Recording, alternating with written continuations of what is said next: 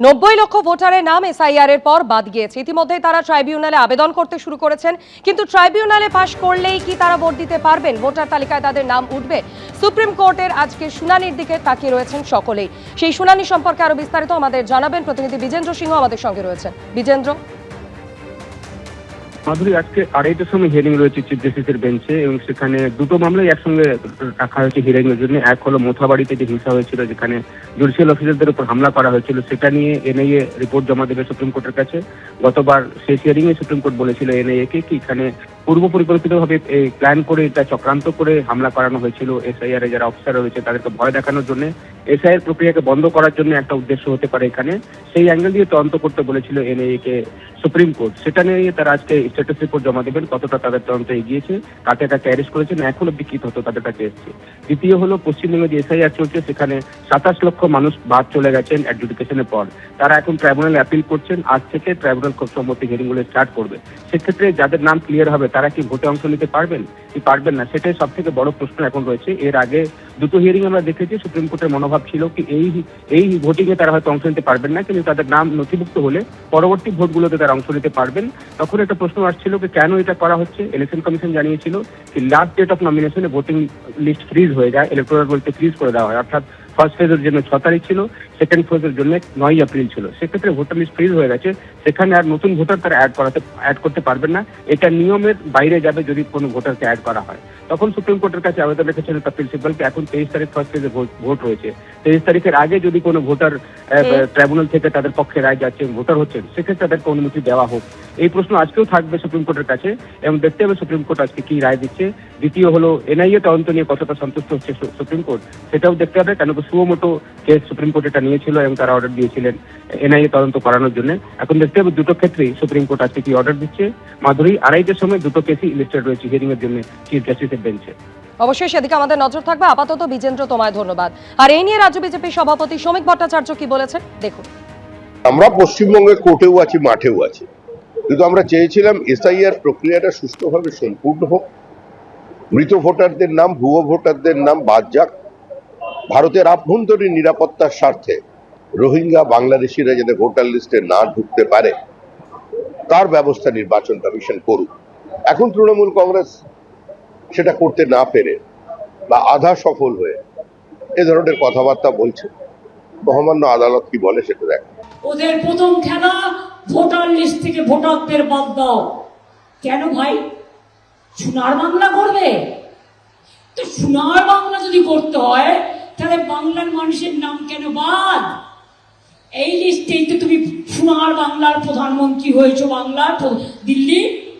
যাদের ভোট আছে একটা ভোটও বিজেপিকে দেবেন না।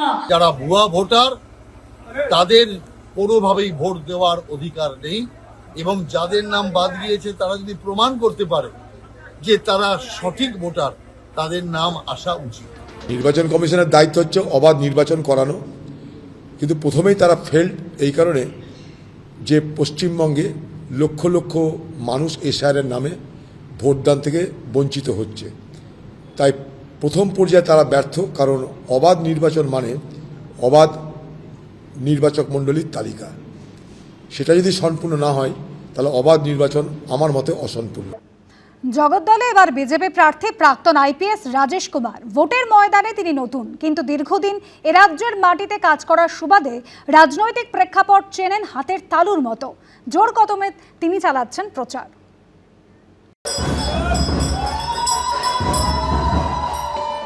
রাজনীতির কাছাকাছি ছিলেন না কখনোই। দীর্ঘ ক্যারিয়ারে সামলেছেন রাজ্য প্রশাসনের নানান গুরুদায়িত্ব। এমনকি কলকাতা তাকে পেয়েছে পুলিশ কমিশনার হিসেবেও। পোড় খাওয়া প্রশাসনিক কর্তা, এ রাজ্যে কাজ করার দীর্ঘ অভিজ্ঞতা রয়েছে তার। পশ্চিমবঙ্গের ধাঁচ জানেন, ছাঁচ জানেন। সেই প্রাক্তন আইপিএস রাজেশ কুমারকেই এবার জগদ্দলে প্রার্থী করেছে বিজেপি। তার বিপরীতে তৃণমূলের প্রার্থী হয়েছে সেখানকার বিদায়ী বিধায়ক সোমনাথ শ্যাম। এই কেন্দ্রে বামেরা প্রার্থী করেছে ফরওয়ার্ড ব্লকের পারভেজ আহমেদ খানকে। আর কংগ্রেস এখানে টিকিট দিয়েছে মন্দিরা চক্রবর্তীকে। 2021 সালে এই কেন্দ্রে জয়ী হয়েছিলেন তৃণমূলের সোমনাথ শ্যাম। 87,000-এর বেশি ভোট পেয়েছিলেন তিনি। বিজেপি প্রার্থী দ্বিতীয় স্থানে থেকে পেয়েছিলেন 68,000-এর বেশি ভোট। জন্মভূমি বাংলা না হলেও পশ্চিমবঙ্গ তাঁর কর্মভূমি, আর সেই কর্মভূমিতেই এবার তিনি অন্য ভূমিকায়। ভোটের প্রচারে যাচ্ছেন বাড়ি বাড়ি।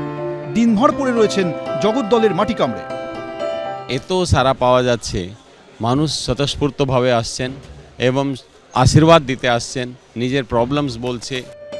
গাড়ি নিয়ে প্রচারে বেরোচ্ছেন, মাঝপথে নেমে পড়ছেন, চলে যাচ্ছেন অলিগলিতে, কথা বলছেন স্থানীয় কৃষকদের সঙ্গেও। কৃষকদের উপরেও তাদের কৃষি উপজ মন্ডিতে বিক্রি করতে গিয়ে তাদেরকে পয়সা দিতে হচ্ছে, তোলাবাজি দিতে হচ্ছে। যা কিছু পাচ্ছে তার মধ্যেও কাট কমিশন, ঘুষখোরি, বেইমানি, চুরি এইসব জিনিসটা আছে। তাদের প্রত্যেক জিনিসের মধ্যে যেভাবে তোলাবাজি করা হচ্ছে এবং যেই ধরনের ক্রিমিনাল নেটওয়ার্ক জগদ্দলের উপরে করে দেওয়া হয়েছে, শুধু মানুষকে ভয় দেখানো ছাড়া এই শাসক দলের কাছে আর কোনো পথ নেই। উল্টো দিকে মূল প্রতিদ্বন্দ্বী তৃণমূলের সোমনাথ শ্যাম। গত বিধানসভা ভোটে তার জয়ের ব্যবধান ছিল প্রায় 19,000। তাই এবার লড়াই কি এই কেন্দ্রে বেশ কঠিন? লড়াই আমি জানি না, মানুষ মন বানিয়ে নিয়েছে, ওরা এই নির্মম সরকারকে তুলে ফেলার জন্য প্রস্তুত আছে। তো তার মধ্যে কে প্রতিদ্বন্দ্বী আছে আমার মানে ওটাতে কিছু যায় আসে না। আমরা জগদ্দলও জিতছি, পশ্চিমবঙ্গে বিজেপির সরকার গঠন। পোড় খাওয়া পুলিশ অফিসার, বহু অপরাধ দমন করেছেন, কিন্তু এবার নির্বাচনে জিতলে অশান্তির কারণে হামেশাই শিরোনামে আসা জগদ্দলকে সামলাবেন কিভাবে? আইনের শাসন প্রতিষ্ঠিত হতে হবে। এই যে অপরাধীদেরকে মুক্ত রাখা হচ্ছে, তারা যে কোনো মানুষের উপরে যে কোনো ক্রাইম ঘটিয়ে দিতে পারছে, এই জিনিসটা চলতে পারবে না। এখানে জগদ্দলের তো এটা ডিমান্ড আছে, তো ক্রাইম ক্রিমিনাল অ্যাক্টিভিটিজের মধ্যে যারা জড়িত আছে প্রত্যেকের বিরুদ্ধে কড়া ব্যবস্থা নেওয়া হবে। এবার কি জগদ্দল ধরে রাখতে পারবে তৃণমূল, নাকি এই কেন্দ্রে ফুটবে পদ্মফুল? প্রার্থী রাজেশ কুমার অবশ্য জেতার বিষয়ে 100% আশাবাদী। সমীরণ পাল, এবিপি আনন্দ। কদিন বাদে বিধানসভা ভোট, জোর কদমে চলছে প্রচার। আর এই সময় কি খেয়ে সুস্থ থাকছেন জগদ্দলের তৃণমূল প্রার্থী, জানালেন এবিপি আনন্দকে।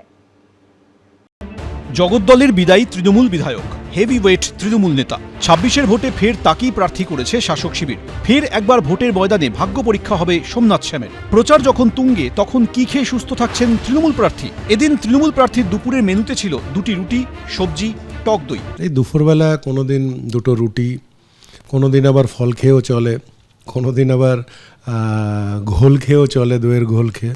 তো যেরকম যেটা পাই সেটাই খাই, এটাই চলছে আমার। জগদ্দলের তৃণমূল প্রার্থী সোমনাথ শ্যামের সকাল শুরু হয় ছাতুর ঘোল বা ইডলি দিয়ে। এরপর প্রচারের ফাঁকে যত সম্ভব হালকা খান, দুপুরে 2টি রুটি, সবজি কিংবা ফল খেয়েই প্রচার সারেন। কিন্তু সারাদিন প্রচার সেরে রাতের বেলা কি খান তিনি? আমি খুব অল্প খাই, কেন বিকেলবেলা হলেই সন্ধ্যেবেলা আমার কোনো না কোনো জায়গায় নেমন্তন্ন থাকে। মানে এটা ফিক্স, মানে আপনি যদি 30 দিন দেখেন, 30 দিনের মধ্যে আমার 28 দিন হয়তো নেমন্তন্ন থাকে। তো নেমন্তন্ন বাড়িতে গেলে কিছু না কিছু খাওয়া হয়, তো সেটাই আমার রাতের ভোজন হয়ে যায়। সেই জন্য দিনের বেলা হালকা কিছু খাই, রাতে নেমন্তন্ন থাকলে খেলাম, আর নাহলে ওই ভাত রুটি যেটা মিলিয়ে খেতে পারি আর কি তাই খাই। পুষ্টিবিদরা বলছেন রুটিতে থাকে ফাইবার, প্রোটিন। সবুজ শাকসবজিতে রয়েছে প্রচুর পরিমাণে ভিটামিন এ, সি এবং ফাইবার। অন্যদিকে টক দইতে রয়েছে প্রচুর পরিমাণে ক্যালসিয়াম এবং ল্যাকটিক অ্যাসিড। ফলে রয়েছে ভিটামিন সি, ফাইবার, অ্যান্টিঅক্সিডেন্ট। তার ফলেই শক্তি পান, দিনভর দৌড়ে বেড়ান জগদ্দলের মাটিতে। এবারের বিধানসভা ভোটে তৃণমূলের সোমনাথ শ্যামের বিরুদ্ধে বিজেপির প্রার্থী প্রাক্তন আইপিএস রাজেশ কুমার, ফরওয়ার্ড ব্লকের পারভেজ আহমেদ খান। অন্যদিকে কংগ্রেসের হয়ে লড়বেন মন্দিরা চক্রবর্তী। সমীরণ পাল, এবিপি আনন্দ, উত্তর 24 পরগনা। এবিপি আনন্দ, এগিয়ে থাকে, এগিয়ে রাখে।